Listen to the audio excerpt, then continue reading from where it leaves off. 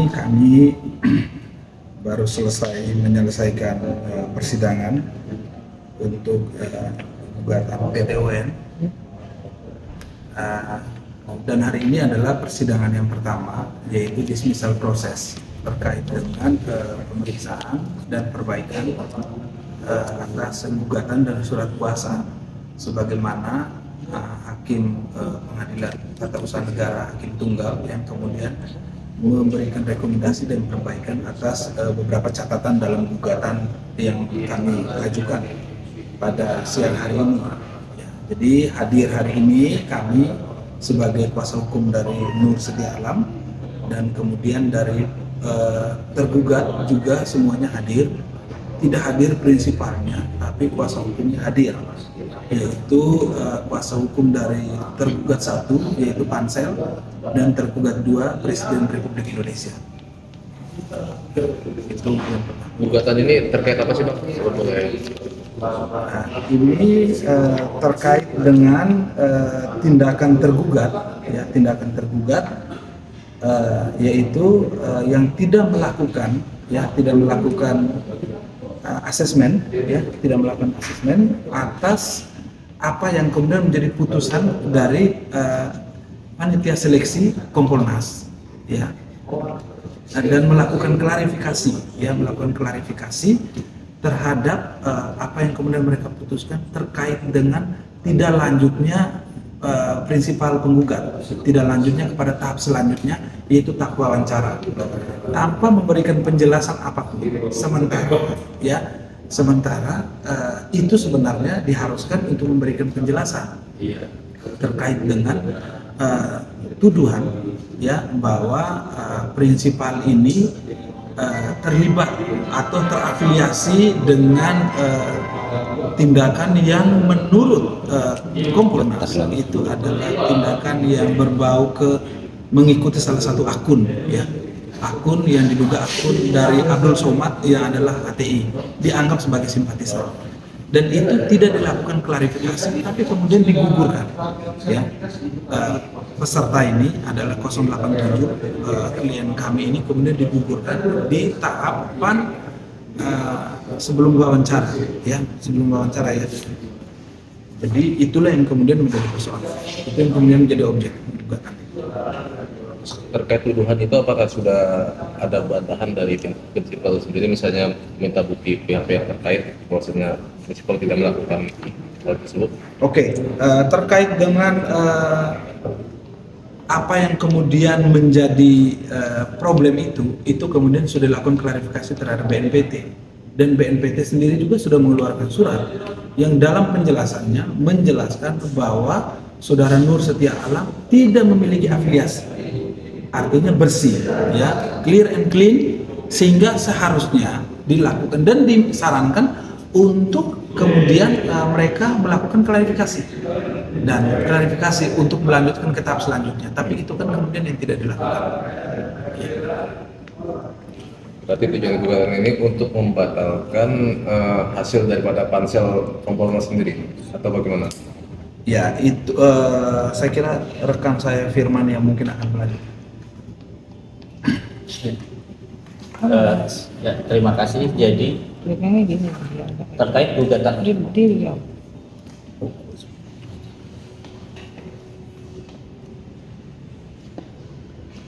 ya, terima kasih. Jadi yang menjadi objek gugatan kami itu adalah perbuatan omission. Perbuatan omission itu adalah suatu perbuatan yang harusnya dilakukan oleh pansel, ya, untuk melakukan klarifikasi tapi tidak, ya.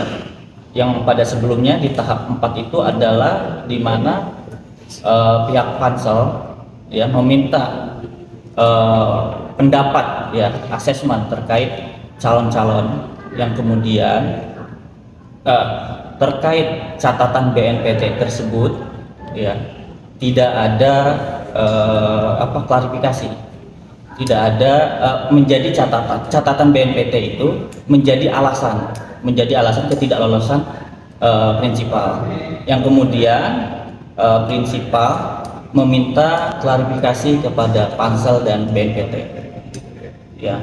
tapi oleh pansel tidak pernah dilakukan klarifikasi. Yang melakukan klarifikasi yaitu BNPT, di mana BNPT mengeluarkan suatu surat yang menyatakan bahwa klien kami terbebas. Nah, itulah yang menjadi objek. Lalu kemudian tadi pertanyaannya, apakah gugatan kami itu bisa membatalkan hasil dari seleksi pansel? Mungkin itu ada sangkut paut ketika emang dalam proses seleksi itu ada suatu perbuatan hukum, artinya ini terdampak pada hasil seleksi itu tidak dilakukan secara prosedural, tidak sesuai dengan emang yang seharusnya dilakukan, di mana klarifikasi tersebut harus dilakukan, ternyata tidak dilakukan, kemudian terbukti perbuatan tersebut melawan hukum, maka akan terdampak kepada hasil seleksi tersebut. Seperti itu. Mungkin untuk selanjutnya bisa ditambahkan oleh prinsipal kami. Satu pertanyaan nih buat prinsipal ya. Ibu, adakah pengalaman pribadi selama seleksi itu yang menurut Anda itu menunjukkan ketidakadilan dan ketidakprofesionalan dari pansel komisioner, pansel Kompolnas sendiri? Ada tidak secara pribadi nih? Selama seleksi itu, apakah ada menunjukkan bahwa pansel Kompolnas itu menunjukkan ketidakadilan dan ketidakprofesionalan dalam melakukan seleksi? Itu. Dalam prosesnya, ya pada saat prosesnya, secara pribadi. Yang paling saya rasakan ketidakprofesionalan dari pansel Kompolnas periode 2024-2028 itu adalah meletakkan catatan BNPT untuk menggugurkan saya mengikuti tahapan selanjutnya tanpa dasar yang seharusnya dilakukan sebagaimana diterangkan oleh BNPT pada saat pertemuan saya dengan Bapak Sestama dan Kedeputian pada tanggal 23 Agustus 2024 yang menyatakan bahwa surat catatan BNPT adalah berupa hipotesa bahwa beberapa calon peserta Kompolnas itu sendiri, jadi tidak hanya saya sendiri dari BNPT itu yang terafiliasi dengan akun teroris. Salah satunya tercatat adalah saya dengan Ustadz Abdul Somad yang dinyatakan termasuk ke dalam HTI. Dan di situ harus dilakukan adanya klarifikasi atau wawancara yang dilakukan oleh pansel. Itu yang saya rasakan dari semenjak pertama saya pendaftaran tanggal 18 Juli, kemudian pada tanggal 29 Juli saya mengikuti tes tertulis, kemudian tanggal 5 Agustus saya mengikuti tes kesehatan jiwa maupun fisik, tanggal 15 Agustus saya mengikuti tes asesmen di SSDN Polri. Saya berpikir bahwa pansel Kompolnas seperti ujarannya pada saat memberikan informasi melakukan seleksi itu profesional, akuntabilitas, dan bisa melakukan tanpa adanya KKN dan lain-lain. Saya menduga proses yang dilakukan adalah tidak mampu menggeser saya dengan cara yang jelas dan tegas secara GCG, sehingga dia meletakkan catatan BNPT itu dengan menyatakan bahwa itu rahasia negara dan mengakibatkan buruk kepada saya. Kenapa? Karena catatan laporan itu akan dia lampirkan kepada melakukan laporan kepada Presiden Republik Indonesia. Dan itu sangat berbahaya karena apa? Seumur hidup saya diletakkan ada yang namanya catatan hitam tanpa mereka sadari, ataupun mereka mengetahui bahwa mereka sudah melakukan perbuatan melawan hukum yang sangat nista. Karena saya dianggap radikal dan teroris dengan saya digugurkan dengan adanya catatan BNPT. Kenapa saya yakin seperti itu? Karena BNPT sudah secara jelas dan tegas sudah melakukan klarifikasi, bahkan ada videonya bersama saya melakukan wawancara. Itu di Sentul. Mereka sudah mengetahui bahwa saya tidak terafiliasi dengan kaum radikal apapun.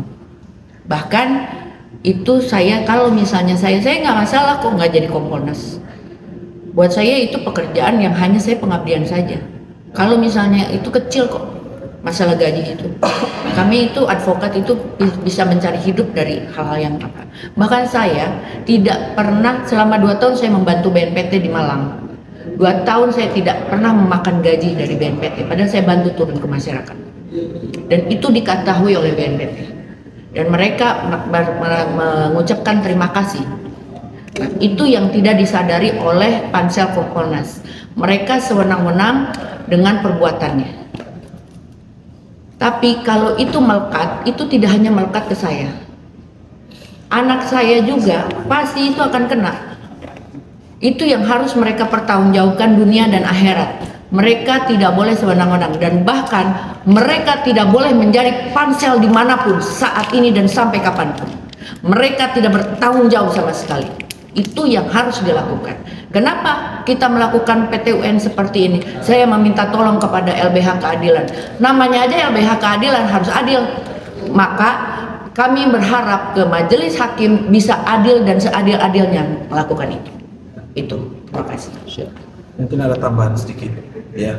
Jadi yang menjadi polemik itu adalah bahwa BNPT sudah mengeluarkan surat yang isinya kira-kira seperti ini. Setelah dilakukan wawancara dan elisitasi secara mendalam terhadap hasil rekam jejak dunia maya dari Ibu Nur Setia Alam Prawira Negara, maka didapatkan hasil bahwa yang bersangkutan hanya sering mengikuti kajian-kajian dan berbagai tokoh dan pemuka agama yang mengajarkan pemahaman ajaran Islam secara umum.